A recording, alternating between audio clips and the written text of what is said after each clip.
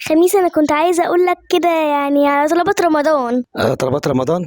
طبعا تأمري يا نوجة. كنت عايزه ربع جوز هند وربع قراصية وربع مشمش. ايه استني، ايه ربع، ايه ربع ده وربع ده يكفينا؟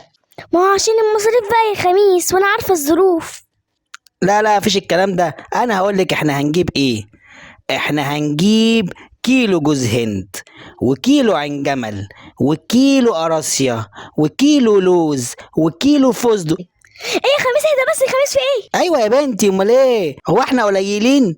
ونجيب 5 كيلو بلح، و10 كيلو لحمة، وبتاع كده حسبة 50 فرخة كده ولا حاجة. وشوفي لو عايزة حاجة تانية مفيش مشاكل.